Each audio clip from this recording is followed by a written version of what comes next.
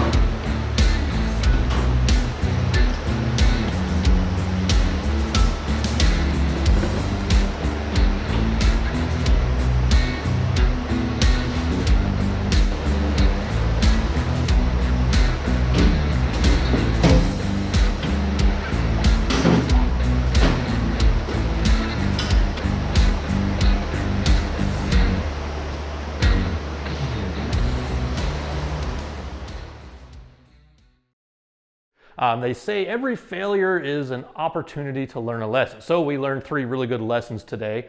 Number 1, well, first of all, the parts washer seemed to work great for the little bit that I used it. But the first thing that I did learn about it is that the pump is a little bit higher than 5 gallons of liquid is going to allow it to suck up. The pickup tube is basically higher in the bottom of the tank, which is a good thing, because when this is in long-term use, you'll have all that grease and dirt and sludge that's just going to fall to the bottom of the liquid and collect on the bottom of the tank. But because the pickup tube for the pump is higher than that, well, that'll mean that it won't pick up all that sludge and jam up the pump. But you do need more than 5 gallons of solvent to actually work this thing. The second thing that I learned is don't go to O'Reilly's and buy the $5 Power Torque parts cleaning brush if you want to do actual parts cleaning. It'll probably work great for like doing makeup or, you know, dusting for fingerprints, but when it comes to actually scraping grease and grime off of a part, it's pretty much useless. The bristles are way too soft. So I've ordered a proper parts cleaning brush. And the third lesson, probably the most important one that I learned, is don't use diesel fuel in your parts cleaner if you actually want it to do any sort of cleaning. Now, I did look around for some actual parts cleaning solvent, and none of the local stores around me had any, and I kind of wanted to get this project done today.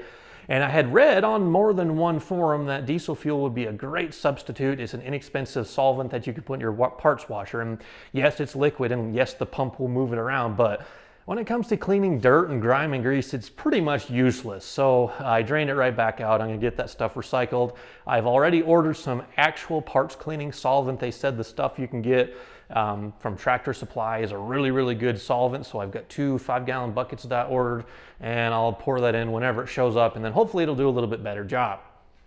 Anyhow, these are the brackets. They're all cleaned up, and I feel like most of this cleaning actually came from scraping the gunk and grime off beforehand. The solvent actually did next to nothing, but they do look a lot better, and it'll look good under the hood there. Now this bracket or this pump arrangement, I think the plan is later on when we do the different axle and all the off-road stuff, we're going to swap out the power steering pump, the Hydro Boost and all that to I guess a Ford E-Series van.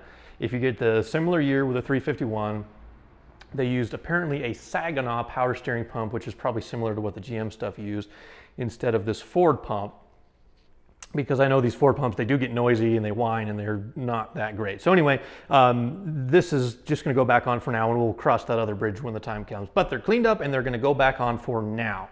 One thing I am gonna swap out real quick, just because it's easy to access, I'm gonna be installing the oil pressure sending unit right down there. You can kind of see the gold pipe plug that's in there now, just because it's easy to get to. So we'll swap that out, put the accessory drive on, we'll flop the air conditioning compressor back down, connect the power steering lines, because my whole goal right now is just to get all the wet systems or fluid systems connected back up so I don't have any leaks, because like the radiator's in, but the trans-cooler lines are just kind of dripping a little bit. So I got that back in.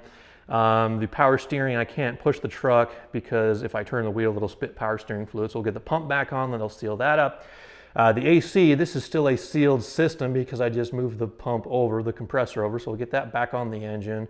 I don't really have any coolant in it, so nothing's gonna leak there. But anyway, we'll get the accessory drive on, get the sending unit switched out, and then we'll continue on.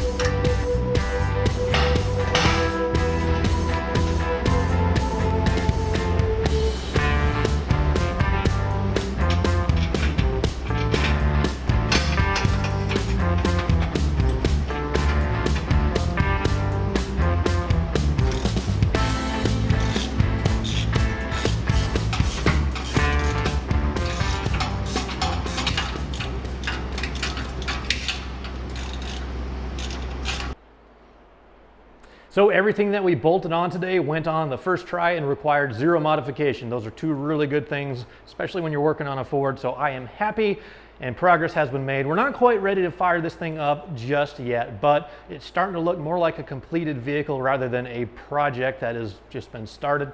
So all good news today. Let me just kind of show you real quick what we went over. The accessory drive, that's kind of the bulk of the work that we did up here. I always use anti-seize when I have bolts that go into aluminum. There's 3 bolts basically on each side. You can kind of see 1, 2, and 3. And on the driver's side, this guy right here, they had this is kind of like a stud, but you see how that one has threads on it? This one is smooth. I guess this is just basically to locate this corner of the bracket, because if you can tell, there's a slight gap between the head of this bolt. So you don't want to put a nut on here if it were threaded and kind of run it down, but it just helps to locate the driver's side bracket. The passenger side didn't really have anything like that, but it did have the 3 bolts just the same. What else? We got a new alternator, new tensioner, new water pump, existing power steering, and AC compressor, because I don't want to breach that system because that gas is nasty. A couple of things I wanted to mention for the heater hoses. This, I want to see if I can get a new one. I haven't even looked yet. They hopefully will sell these. This is the original stock part, and as you can see, it kind of looks a little bit crusty, but it didn't leak. This just has a nice little tab on there, and it gets the coolant from that port right there, and it kind of runs through the bracket, and it gives a nice good spot to connect the heater hose to. And the other one right here, this has pipe thread and a swivel fitting down there and a hard line with a little bracket that attaches to that guy right there in the intake manifold. So I'll stick that in. I'll have to redo that tab just because originally that went to the intake manifold that went way up here, and I'll probably just tweak the tab and add an extension and kind of bolt it on there. Let me talk about coolant sensors really quick. As far as I can tell, that sensor that you see right there is just sitting in place. This is what Ford used to get information to the gauge. Come on, focus. There we go. This is the gauge sending unit, and it was originally placed right there in that guy. But I think I'm going to be moving it over here to where Ford had their sensor that provided coolant information to the computer. And the reason why I'm going to move that there is because I feel like, in my opinion, that's going to be a better spot with more coolant flow to provide a more accurate temperature. And that's where we'll stick the sending unit for the sniper, and this will just provide information up to the gauge. So stick that in, redo the tab. Heater hoses will just kind of connect exactly like they did before. Let's see what else. I got the vacuum, or a few of the vacuum lines in place. That is going to be PCV right there. I did check, there's a PCV valve in that little breather thing. And then the brake booster line right there, that's the original brake booster line. That is going to go into the back of the sniper. There's a fitting that'll go kind of in that corner back there. And that's where we'll get vacuum for the booster. Obviously fuel lines, we haven't done anything with that yet. And then underneath the truck, we got the exhaust in place. We got the starter in, and that's kind of the parts that we put on. I did get a little bit sidetracked over the side, just kind of messing with the sniper. I mainly wanted to just plug everything together to see how it all worked, or not how it works, but how everything is supposed to connect. We've got a CDI box, we've got an ignition coil, bunch of wiring in between, but everything is plug and play. We've got the Super Sniper EFI, and we've got the Hyperspark ignition system, which consists of the CDI box, the coil, and the distributor that's in the engine. And there's like 3 wires we're going to have to connect. It should be pretty simple, and I will do a complete installation and first start video whenever we are getting closer to that. Now, I think on the regular Sniper, there's an internal regulator. On the Super Sniper, because these fuel bowls are separated, there's no crossover line. I don't believe there is a fuel pressure regulator in here, so we are going to have to mount an external one. And I think, like I mentioned last time, we're going to try to reuse the existing fuel lines, and the pump that's in the tank, I'm going to replace that with probably like a Walbro 255 and a Racetronics hot wire kit, just so we have adequate voltage going back to the pump, and then we have enough volume from the pump to run this nearly 500 horsepower engine. Now, I get distracted when I do all this talking, guys, so I got to say thank you guys for watching. Thank you for participating and for helping the algorithm, dropping the comments, clicking the like button, the subscribe button, which, by the way, we just hit a pretty significant milestone. We just crossed 50,000 subs, which means we're halfway to our goal, but 50,000 is an awesome number. I more or less started doing this full time back in September, so that's an awesome milestone to reach, guys. thank you so much for your support. I really do appreciate it, honestly. But if you haven't subscribed already, help me out, because we are trying to reach 100,000 by the end of 2021. And by my math, we've got like just a little bit over 6 months, or a little less than 6 months to make that happen. Whew. Next time, I'm going to be working on the ugly truck. I'm not sure what yet. I have either a different exhaust I'm going to do. I'm either going to put the big spring in the wastegate or put my two-step on. Not entirely sure yet. I haven't made up my mind, but you're not going to want to miss it. Thank you for watching. Catch you in a couple days.